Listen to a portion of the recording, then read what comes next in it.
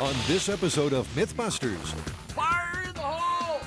it's Wham, Bam, Thank You Fans. It's another Myths Revisited special, So tell me what might happen this time. where you judge how the MythBusters have been conducting themselves. Were Adam and Jamie responsible for a trombone travesty? That's just awesome. Did the exploding hammers myth strike a low blow? Whoa! And we revisit two high-caliber myths, where you say the guys didn't aim up. Oh, Jamie. Now we're talking. Who are the MythBusters? Adam Savage Ow, ow, ow, ow, ow. and Jamie Heineman. It's almost too exciting. Between them, more than 30 years of special effects experience. Cue dramatic music. Joining them, Carrie Byron, That's gonna be so cool! Grant Imahara, Listen to that baby purr! and Tori Belleci. Paramedics are nowhere to be found. They don't just tell the myths, they put them to the test.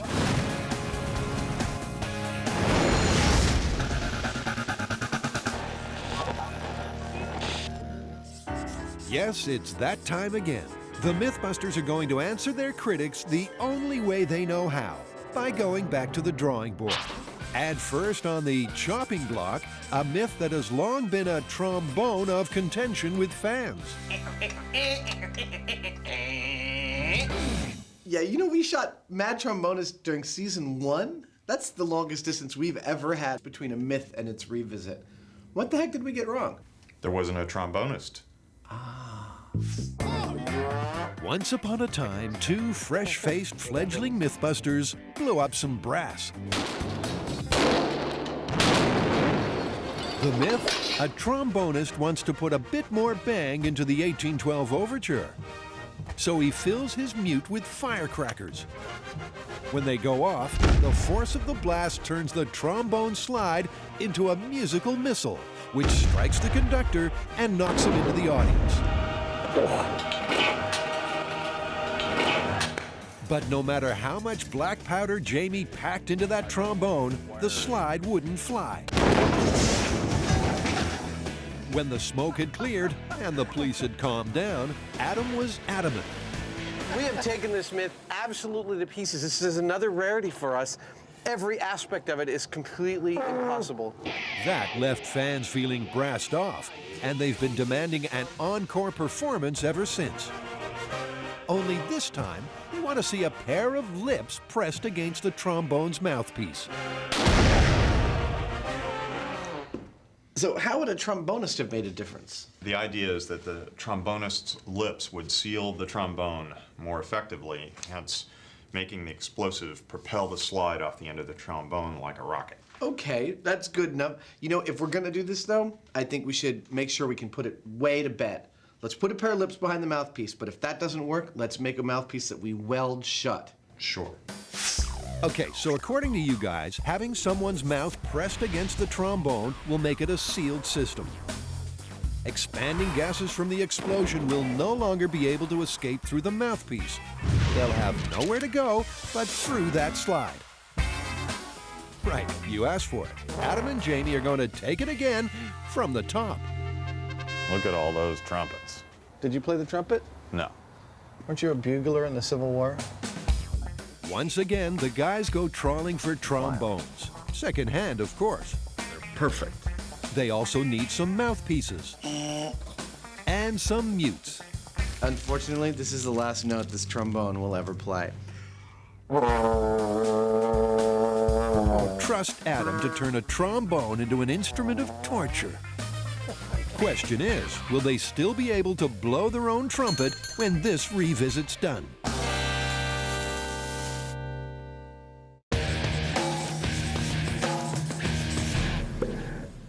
Finger in a barrel. I knew we were gonna have to revisit this one. That's the one where a gun barrel can explode into a banana peel, just like in the cartoons. This one's well worth a revisit, if only so we can catch up with our friends, the Mythtoons. They're a gun barrel of laughs. When our familiar foes come face to face, there's plenty of animated animosity. But instead of saying his prayers, our cheeky red-haired rodent forces his finger into the barrel, and the hunter's best-laid plans backfire big time. The MythBusters tried to get the same result in real life. They took modern rifles and plugged ballistics gel fingers into the barrels.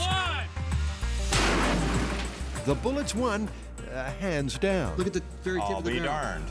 And while they got one or two bulges in their barrels, nothing could trigger that famous cartoon banana peel. I don't want to count our chickens before they hatch, but I think we may end up revisiting this one. Well, Adam, those chickens have now hatched, and they're coming home to roost. Since busting the myth, fans have been firing a volley of suggestions. First, we should try this. It's an older gun with a Damascus barrel. And what is that?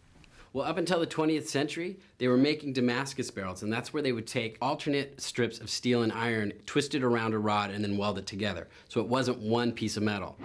Okay, so let's get that straight. A Damascus barrel was made by taking strips of iron and steel and welding them together. According to fans, those weld points weaken the structure, and if the barrel is blocked, they'll give us our cartoon peel back. Oh, it looks like I need to go dig out the hand molds we used last time. And I'll work on a remote trigger because if this does indeed work, it could very well explode. While the guys get to work, let's revisit the science behind this cartoon caper. Pull the trigger of a gun and there's a small explosion. The expanding gases propel the bullet through and out the barrel. Block the barrel, however, and the gas has nowhere to escape. The pressure builds and gun ruptures. Some fans might rupture too when they see what the MythBusters are going to do with this collector's item. Boy, you better marry my daughter. This 10-gauge shotgun had both barrels fashioned Damascus style. This one was made in 1877, so it's an antique. And we're gonna destroy it. Grant mounts the shotgun on Jamie's special rifle rig and wires up a remote trigger. I have a radio control system that transmits a wireless signal to the receiver. The receiver sends a control signal to the servo. It's going to turn the head of the servo, which pulls a string. The string goes around the trigger and is captured on the other side by a hose clamp, and then that fires the gun. 3, 2, 1. There you go. Meanwhile, you gotta hand it to Carrie. She's got hand-making down pat. So here we have a ballistics gel hand with a skeleton cast inside. It's been sitting up overnight, and the nervous part is over because it came out of the mold and looks all right. Out in the MythBusters' purpose-built bunker, the rifle rig is screwed down, and Carrie fits the finger into the Damascus barrel. Another thing that I read off the message board was people were complaining that we didn't have a skin layer on the outside of our ballistics gel. So I've been recommended to use a finger from a glove to create a skin layer, which will make an extra seal. Here we go. One skin layer, an extra bit of authenticity, and at least one audience member, if not many, much more satisfied with our result. Hey, Al. Overseeing the experiment, firearms specialist Sergeant Alan Normandy. He always rides shotgun when the guys go busting gun myths. So we have the shotgun set up. What kind of ammo are we using today? Well, today we're going to go with maximum power, so we're going with a 3.5-inch Magnum 10-gauge rifled slug. That's a big bullet. It's a big shell. It's the first round this museum piece has seen in quite a while. This shotgun is absolutely unsafe with modern ammunition. Fantastic! All right.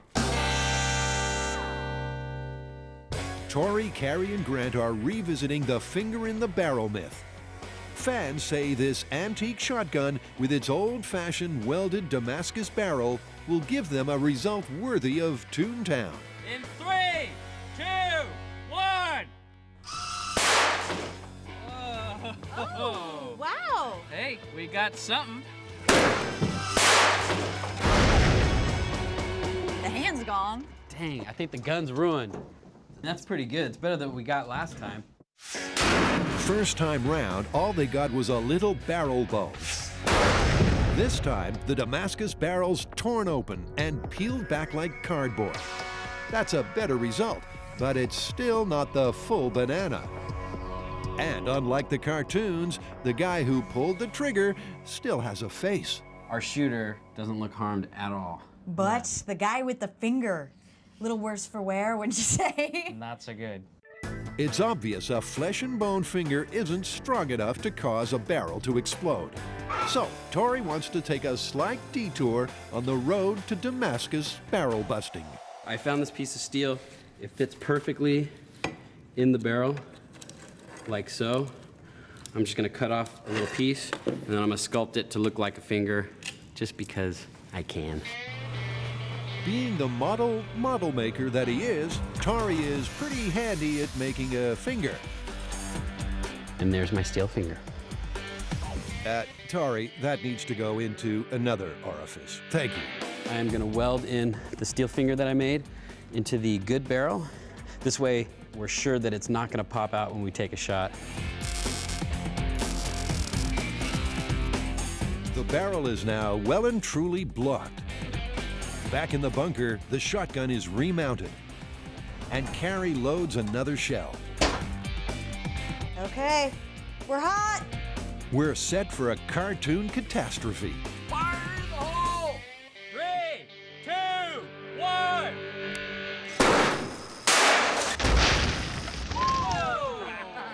Oh, The shotgun suddenly becomes a sawn-off. that's not a banana peel. That's like loss of tip. That just total shattered the end off. But where's the finger? End is gone. We wrecked the gun. Steel finger, Gone. gone. All right, well, we'll find the finger later. Our hirsute hunter has suffered no ill effects, but the Damascus is done for. So in our second test with the steel plug welded into the Damascus barrel, we didn't get any banana peeling effect. Now this piece may look like it's a banana peel, but it's not actually a part of the barrel. This is just a detailed piece that goes between the two barrels of this double-barreled shotgun. Once again, the finger myth gets the thumbs down.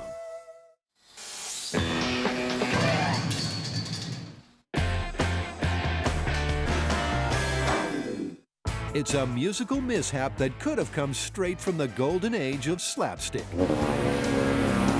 Can a mute full of fireworks turn a trombone slide into a musical missile? For this raucous recital, Adam and Jamie are off to the Alameda County bomb range. Look at this. Isn't this so MythBusters? Jamie's truck flanked by the bomb squad and the paramedics. Just like last time, Buster the conductor will have to face the music. He'll be propped up on a simple metal frame. Should he be buffeted by flying brass, he'll topple backwards. Now he just has to dress for the occasion. Hey, Buster, that suit's a nice, cut. Butt's too big. Last time they tried this, the trombone was on its own. This time, crucially, they've got a bust of Grant puckering up behind the mouthpiece. This is ballistics material. It's got the same consistency as human flesh, human muscle tissue. That's behind this mouthpiece. He is snugged there. That is a committed trombonist behind this mouthpiece. To make sure that the slide can launch smoothly, Jamie takes out his handy tube of lube and goes to work. And we suddenly find out yet another startling fact about his past. The only time I had any kind of band instrument experience was I got a hold of an old tuba, so I mounted it in the bathroom when I was a teenager, and you could sit on the toilet and everybody in the house knew what was going on. That's unique. Hold it. At this point, there are so many one-liners, my brain's about to explode. Stuff about movements, bum notes, crotchets, and wind. Oh, no! Oh, okay, better now. while we try to wipe from our minds the image of the Heinemann Cistern Symphony, let's take stock. Here is a disgruntled or very ambitious trombone player. He's decided during the 1812 overture to fill his mute with explosives for the finale. He fills them with explosives, they blow up, they send his slide shooting all the way towards the conductor, boom, who falls backwards and into the audience. That's the myth. With the bomb squad supervising, the mute is packed with black powder and loaded into the trombone bell. Places, please, everybody. We're ready to strike up the band. Good to go. This is Mad Trombonist. Lips behind the mouthpiece revisit in 5, 4, 3, 2, 1.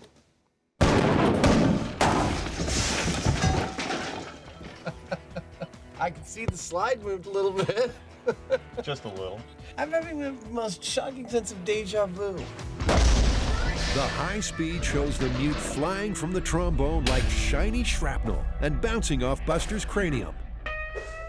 But he remains unmoved. And as for the trombone slide, well, it's still firmly attached to the instrument. The trombonist's lips don't seem worse for wear, but I don't think they made much of a difference. In the name of due diligence, and because they love blowing stuff up, the guys reset for a reprise. This time, Jamie doubles the amount of black powder. That's perfect. This mute is going to be anything but.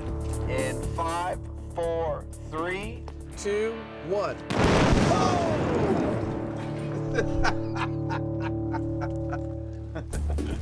The music's on fire.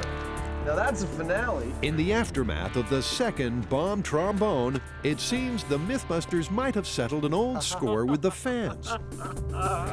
Again, just like the last one, we can see the shockwave in the bell, and the slide didn't come off. That's about the only thing that didn't suffer with this one, is the slide, It didn't even knock the baton from his hand. which is barely hanging there.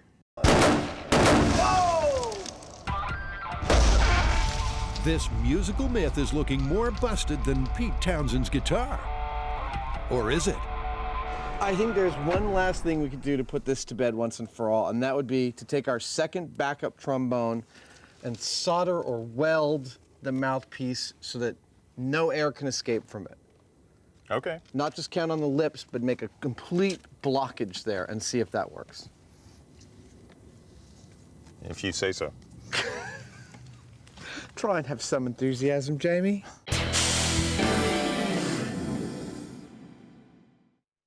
Don't believe the cartoons, friends. Shoving your finger in the barrel of a gun won't make the gun explode. Your hand, however, will. The guy with the finger. A little worse for wear, wouldn't you say? Not so good. But that's not all, folks. Having busted the myth a second time, the MythBusters now want to find out what will make a barrel bend back like a banana peel. That's like loss of tip. And the fans have a surefire suggestion. So next test is somebody was shooting a 30-06 with the bore cider still in the barrel, and that thing ripped to shreds. I'm extremely familiar with the pictures of that. I have had so many emails sent to my inbox going, look, banana peel. We got the same exact gun that happened with, so we're gonna set that up and try it the same way. I really want to find out if that's real. Do these photos show a real deal peel? Are they smoking gun evidence? The MythBusters have their sights set on finding out. With the bore cider, you put it in, you turn on the laser, and where the laser goes, that's where the bullet should go. Then you get your scope, and you put your crosshairs on that laser point. Of course, you're supposed to take the bore cider out of the barrel before pulling the trigger, something our unfortunate marksman apparently forgot to do. Sergeant Normandy's got a theory as to how this scenario might work. Perhaps the little rubber gaskets on the bore cider create such an adequate seal on what is a fairly small diameter for the bullet that it creates so much pressure in the barrel that it blows it up. Containment, combustion, explosion. Exactly. Okay, then let's see. Okay, we are loaded. They've got a brand new 30-06 hunting rifle with a bore cider stuck in the barrel. 3, 2, 1. Oh, what the heck?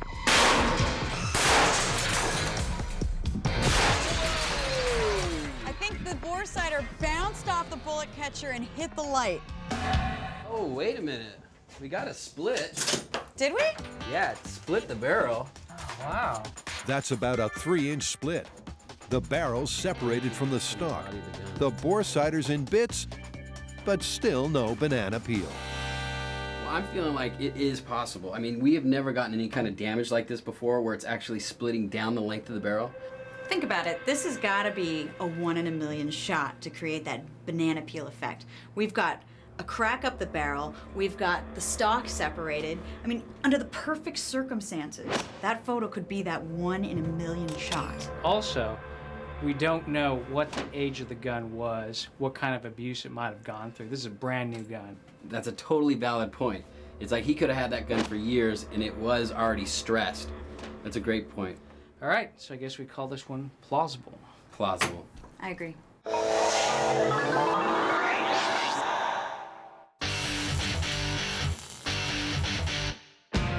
From one firearm myth to another that made fans fume. Sniper scope revisit? Yeah, I am very pleased that we found some things to retest in this one, because personally, I don't really enjoy making snipers angry. Is that why you're wearing this thing? Yes, it is. So, what exactly did we get wrong on the first try? Well, according to some viewers, we used the wrong rifle and/or the wrong scope. Oh, is that all? This myth goes back to Vietnam. The story goes that U.S. Marine sniper Carlos Hathcock took out his VC counterpart with a single shot straight down the scope. But when Adam and Jamie scored direct hits on scope after scope, the bullets never made it all the way through, leading Adam to conclude, We don't have the scope that Gunny Hathcock shot at, so we can't know for sure. I say we have to call this myth busted. fans went, well, ballistic. So what was wrong with the scope? Well, fans say that we were not using a period scope, which apparently has a lot fewer glass elements than a modern scope, and thus, by extension, should be easier to get through with a bullet. Okay. What about the ammo? Yeah, well, it turns out that the modern ammo we used, while very accurate, is designed much more efficiently to kill than the period ammo, which means it breaks up much faster. That we got a letter saying the period ammo would have made it through more glass than modern ammo. It was a harder bullet. Yes. Okay, let's see how the Mythbusters aim up this time. Did that sit there like that? Fresh from helping out with Finger in a Barrel, Sergeant Alan Normandy will once again be calling the shots. According to photographic evidence, this is the exact same model of rifle that Gunnery Sergeant Hathcock would have been firing against. Exact same rifle, exact same mount, exact same scope. This is not a replica rifle. This is an actual period gun. It looks like there's some Russian writing on here. You want to see if you can translate? There's Russian writing on the rifle. Lucky Jamie studied Russian literature. Первое сооружение заводе СССР в Туле 1928. So it means that it was made in 1928, and it was the first issue of the factory, I believe. Alan's also scoped out a bunch of period-correct scopes. Put next to their modern counterparts, you can see that size does matter. You can see that there's a size difference. There's not much of a difference in functionality. There's between 6 and 8 elements in each of these scopes. The light is moving similarly through them, but the lenses in this one are much bigger, which means they're much fatter. There's a lot more glass for the bullet to get through. There's a lot less glass for the bullet to get through in this scope. Last time, the bullets were hitting the modern scope dead on, but were deflected by the heavy-duty lenses inside. That shouldn't be a problem with this scope. If we can't fire through this scope, this myth is busted. Grant's ballistic bust is on another tour of duty, this time as the sniper. His rifle and scope setup is authentic, exactly what Sergeant Hathcock's enemy target would have been using. For this test, we're going to use this 30-06 rifle with an original 1968 vintage M72 173 grain round. This is the actual type of round that Gunny Hathcock would have used in his rifle. 30-06, 173 grain. This is a solid, full metal jacket round. We've seen what these 30-06 bullets do several times in the past, and we know that For example, this bullet right here will go through 2 thicknesses of the ballistics glass that we use to protect ourselves here. These really are powerful bullets. Jamie prepares to replicate Sergeant Hathcock's killer shot. Deep breath, let it surprise you. Dude. Oh, man. How'd I do? Well, we obliterated the scope mount for one. That's what I can see from here. I think we wasted a little energy on some of the metal. Jamie was just off target. The bullet didn't make it through the scope. Instead, it smashed the casing. Our sniper's still a clear and present danger. It looks like the old scope isn't as easy to penetrate as first thought. It may seem like the period scope has less glass to penetrate, and it probably does, but here's the catch. The period scope has a metal ring that's actually quite thick that the bullet has to push all that glass through to get to the other side. It's a little more difficult than it might seem. Adam's solution is typically straightforward. I don't know. I'm starting to think that we should just place this thing at point blank for the highest percentage of just seeing what the bullet will do. I'm all for it. But Jamie doesn't agree. He thinks Adam's taking a pot shot at his aiming ability. And soon our science-loving snipers are sniping at each other. I was pretty centered. I just need to move it up a little bit. I don't like to change the variables every time we redo a test here. Well, I wasn't trying to change variables. I was trying to eliminate them. Well, by moving the desk closer, we kind of like By having... moving it all the way up to the barrel is kissing the thing, that's just removing the variable of aim. If you want to keep working with the variable of aim, I'm happy to. Okay. Jamie sets for a second shot.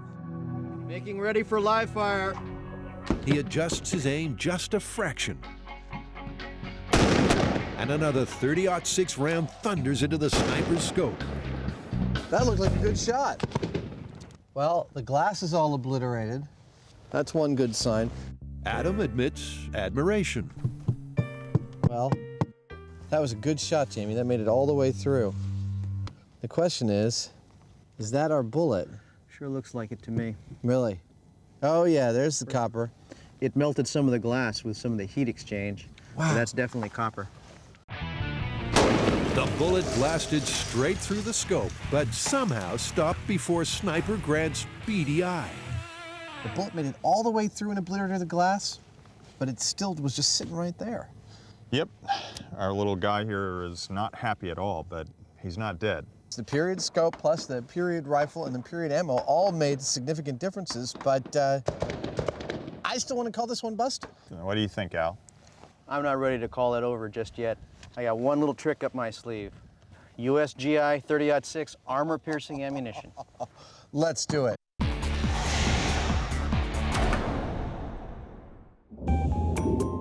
Now, the next myth ripe for revisiting is one I don't quite remember.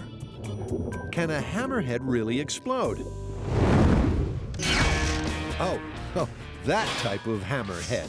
Got it. Sorry.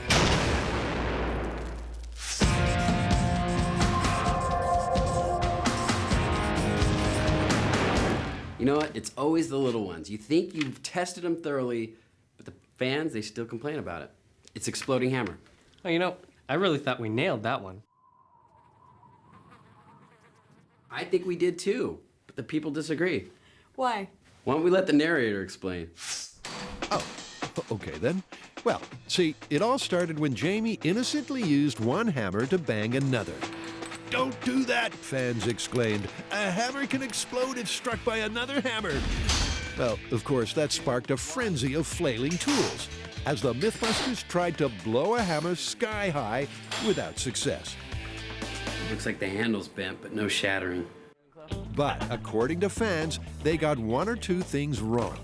For a start, the modern hammers they tested were too soft. And when they fired up the homemade forge to try and harden a hammer, they didn't get the temperature right. Nag, nag, nag. And to top it all off, the anvil they used wasn't a real anvil. What? It was what blacksmiths call an asso, or anvil-shaped object. So it looks like we need to get some pre-World War II hammers, some modern-day hammers that we can get all the way to transition temperature and then quenched, and finally, I think we need to get ourselves a real anvil. Sounds like another trip to the blacksmith. You got it. So the guys are going to take another swing at this one. First, they'll take 2 modern commercial hammers, have them super hardened by a blacksmith, and see if it's crunch time. Whoa! Then they'll try it with antique, work-hardened hammers. Let's see if fans are right. And finally, they'll put the antique tools up against a real anvil. Now, last time around, Tori put together a top hammer-swinging rig, Like Coppelamo. It'll be like blood now. which he promptly destroyed after the myth had been busted. We need the hammer rig. Unfortunately, I've chopped it up and turned it into a chop saw table. You'd think we would learn. While Tori puts the rig back together, Carrie and Grant are off to forge a relationship with a blacksmith. You even look like a blacksmith. Amazing. Well, thank you. As president of the California Blacksmithing Association, Herb Upham knows a thing or two about swinging steel. See here where a rather large piece has broken free from the top and has probably flown off at nearly the speed of sound. Really? Really. Are you serious? The speed of sound. The speed of sound. And he has 1 or 2 hammer horror stories. The chip flew off the hammer head and cut the artery in their left arm. Oh my God. So, what happened? They needed some immediate first aid because the artery where it was severed was squirting blood directly out of their arm. Modern hammers are a blend of metals, including tungsten and chrome, which softens the tool, making it less likely to chip and shatter. To make a hammer harder, you heat it to the point where the metal loses its magnetism. That's called the transition temperature. Then, when the steel cools, it's harder, and so the theory goes, more likely to shatter. Now, the MythBusters tried this last time, but their homemade forge just wasn't hot enough. Herb's propane-fueled forge is a different beast.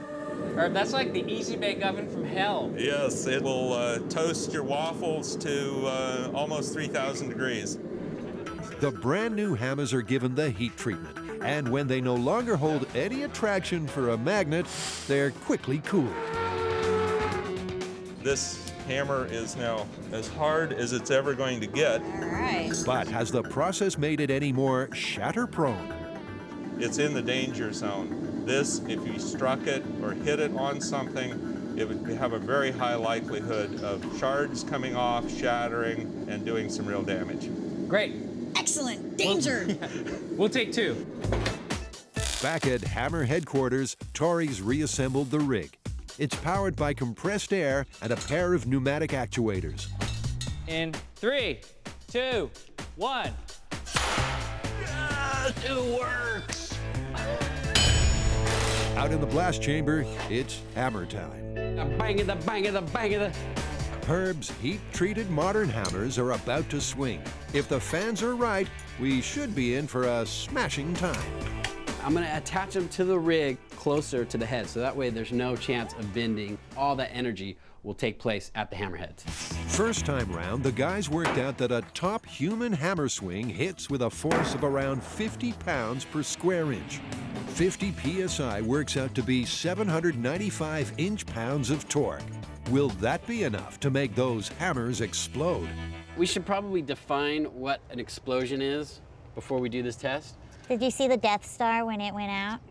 I want to see Yeah. that, but like it's a hammer. We want a shattering of hammerheads. We want it to look like it was made of rock candy. Here we go. In 3, 2, 1. Whoa! We broke off the handle. Yeah. Well, it busted, but it didn't explode. No, in fact, there's no damage to the head. If these hardened hammers won't explode, there's no way a hardware store hammer is going to even think about going west. These are modern hammers with modern alloys that are specifically made not to shatter. They're made not to break into pieces. I mean, they're extra hardened. So if it's not going to happen with our hardened hammers, it's not going to happen with a modern hammer. High five. Don't get too cocky, guys. You might have hammered home the point on the modern tools, but antiques and anvils are still waiting in the wings. Adam and Jamie have one last shot at shooting a sniper through his scope. And they're going to take it using armor-piercing ammunition. This bullet has a tungsten carbide core. It's designed to drill through quarter-inch steel plate without fragmenting.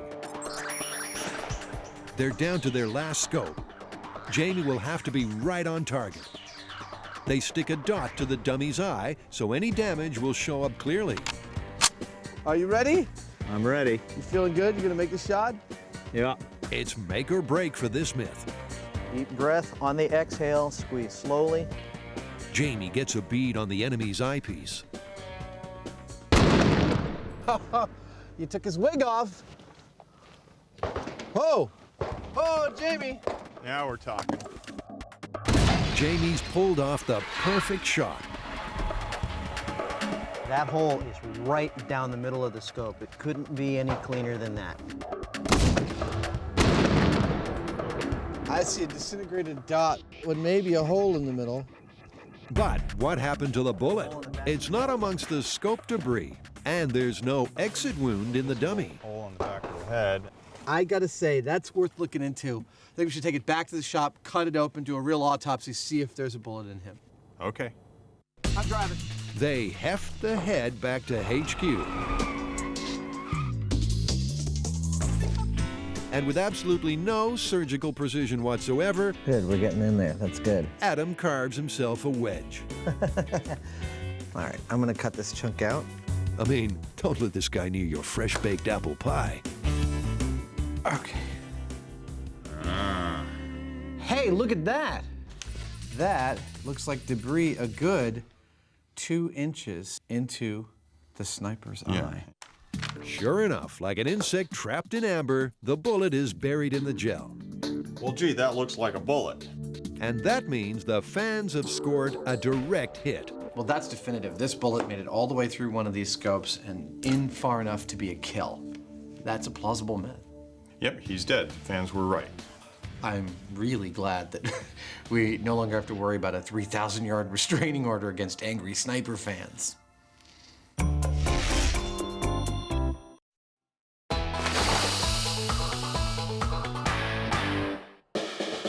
The MythBusters have shown that a modern hammer, even a heat-treated one, isn't about to explode in the user's face.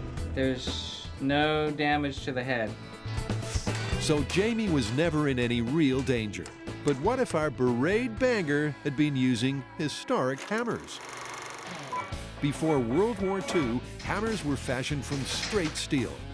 Theoretically, the high carbon content makes them more brittle and therefore more likely to explode on impact. Tori takes the heads of 2 antique tools and welds them onto the swing and rig. This next test should address 2 issues. One, pre-World War II hammers, which means they should have a higher carbon content. And secondly, they are seriously work-hardened. Blacksmith work-hardened, not just our shop work-hardened. Let's see if the fans are right. And 3, 2, 1. The hammers go head-to-head. Oh, that was a massive hit. But apparently, even old hammers die hard. Obviously, neither of these exploded. No. Not even a chip. No. Not content with sending an email, one blacksmith named Dorothy has actually sent in some pre-World War II hammers for the guys to test. She's sure her antique tools will give the guys their big break. These have been work hardened over many years, and she's actually retired them because she feels they're too unsafe. Are these modern alloy hammers or are these pre-World War II? These are old hammers. They're ready to go. All right. So are we. Here we go. Oh wait, I don't need this. Don't worry, Grant. Never can be too safe. All right. In 3, 2, 1. Whoa! Well, Nah. It looked like they hit right on the face. Oh yeah. And what do you know?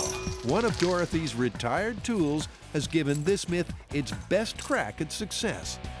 It's a chip and a crack. Yeah, that's not bad. She wasn't lying. They're ready to go. Surely, if it's subjected to a second blow straight away, it'll shatter like honeycomb. You know, this is probably our best chance of getting an exploding hammerhead. That's true. There's got some serious fissures and weaknesses in there. Yep, this is it.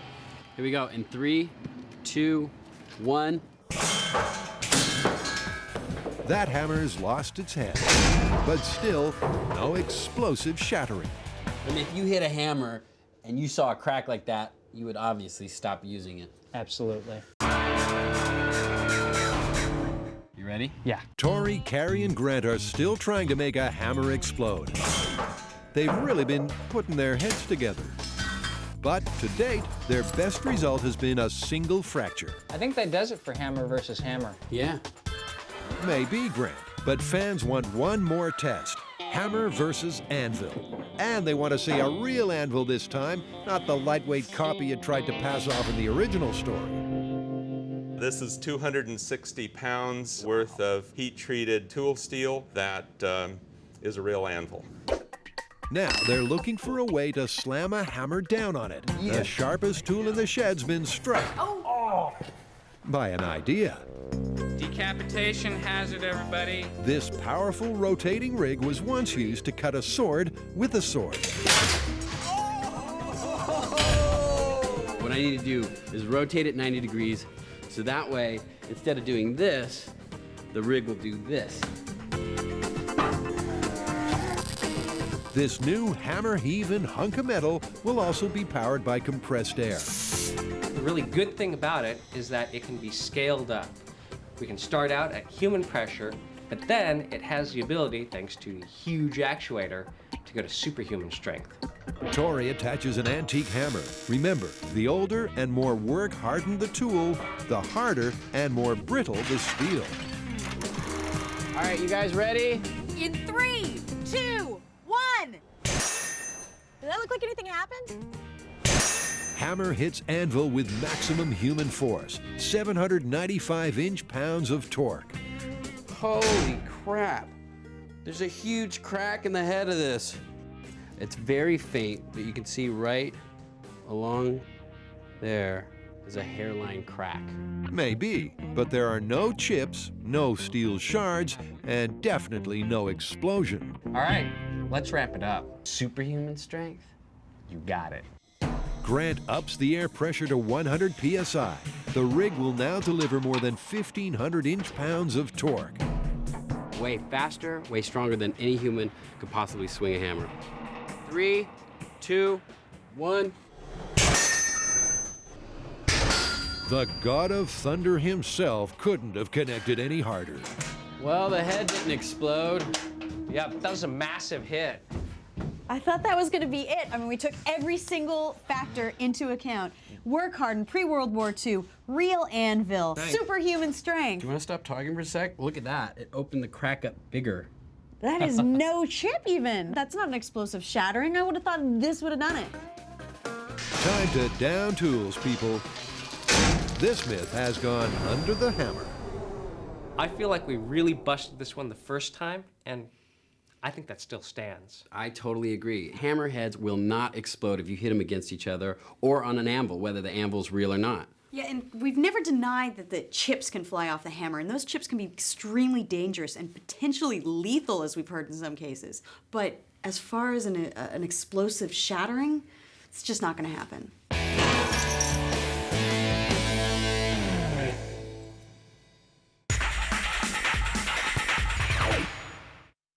Adam and Jamie have blown the whistle on the mad trombonist myth.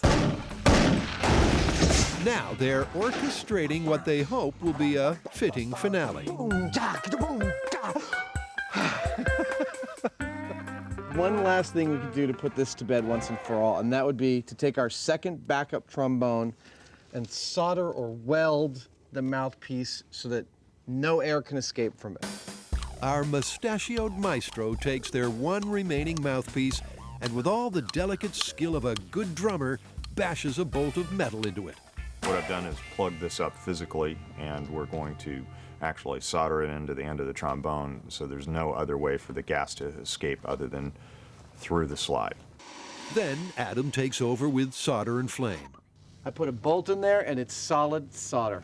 And it's soldered right into the body of the trombone. This mouthpiece and this trombone never shall be rent asunder again. The trombone is now sealed shut. Will that be enough to give the fans the result they're looking for? Good to go. Adam's mug is looking smug. I do think it is part of due diligence to put this thing to bed, but I don't think it's going to do anything.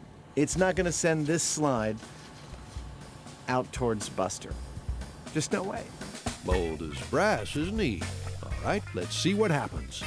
This is Mad Trombonist. Final test, final revisit, welded shut mouthpiece in 5, 4, 3, 2, 1.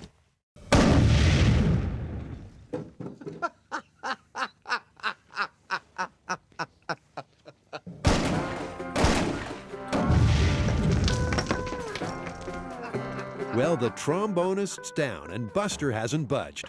But hang on a cotton-picking minute. The slide came off our trombone. Where'd it go? Jamie, it's up there, dude. That's right, a full 70 feet away on the side of a hill. Only on MythBusters. Well, there's a lot of people cheering at their television sets right about now. I was all arrogant and saying, no, it's not gonna work. This is just stupid. I can't believe we're doing this. That's right, he did say that. It's not going to send this slide out towards Buster. Just no way. The slide took off like a Stinger missile, somehow missing our conductor altogether, but probably knocking out the doorman. Well, that's it. It definitely did leave during the explosion. Go right past Buster. You know, it's weird having a job where you really like being wrong. That's true. But, I mean, that's just awesome. But despite that spectacular result, the guys aren't about to change their tune. This doesn't change the status of the myth. We've already shown that a person whose lips are basically tied to the mouthpiece didn't put enough back pressure to cause the same result. So only if you had a metal person whose metal lips were welded to the mouthpiece would you have had the same result. It's still busted. But it goes to show the fans are right to make overtures if they think the MythBusters are off-key. Based on what I've seen, the complaint the fans had about our diligence the first time we did this test seems to be correct. Well, I still gotta say the myth is busted. Oh, no doubt. I still put this easily in the busted category, but I am very pleased to see that the fans' concept and theory about the reason this slide could have left is actually correct. Yeah, well, we're done. All right.